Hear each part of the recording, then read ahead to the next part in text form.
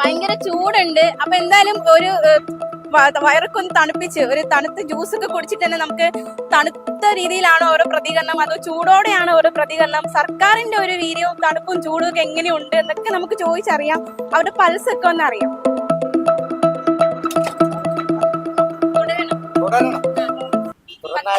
തുടർന്നാലേ ഈ കടകളെല്ലാം തീർക്കാം.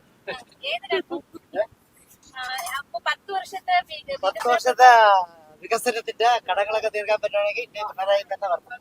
അതുകൊണ്ട് കടം തീർക്കാൻ വേണ്ടി തുടരണോ? തീർക്കാൻ മാത്രമല്ല, എല്ലാ കാര്യത്തിനും മുൻതൂക്കം കൊടുത്തുകൊണ്ട് പിണറായി വരണം. വീണ്ടും വരണം. 10 വർഷത്തെ ഭരണം. ഇത്രയും കടമുണ്ട്, ഒരുപാട് കടമുണ്ട്.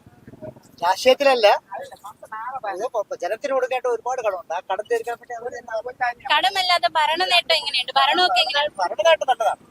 നമ്മളാ 10 എത്ര മാർക്ക് കൊടുക്കും? 100%.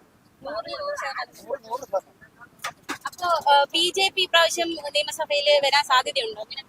BJP വരാൻ സാധ്യത ഉണ്ടെന്നുള്ളത് ഇവരെ ഭരണത്തിന്റെ നേട്ടം എങ്ങനെയാണ്, ആ നേട്ടത്തിൽ മാത്രമേ മുൻതൂക്കം കൊടുക്കാൻ.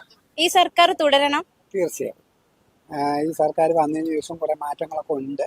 എന്നാലും നല്ല രീതിയിൽ മാറണമെന്നാണ് എൻ്റെ ഉദ്ദേശം. കാരണം പാവപ്പെട്ടവർക്ക്, ആരും ഇല്ലാത്തവരെയും, പിന്നെ വീട് ഇല്ലാത്തവർക്ക് വീട് കൊടുക്കുക, ഇതൊക്കെ നമ്മുടെ സർക്കാർ, പുതിയ സർക്കാർ എന്നല്ല, ഇപ്പോഴത്തെ സർക്കാർ ഇത് ചെയ്യുകയാണെങ്കിൽ ഏറ്റവും നല്ല ഒരു ഉപകാരമായിട്ട്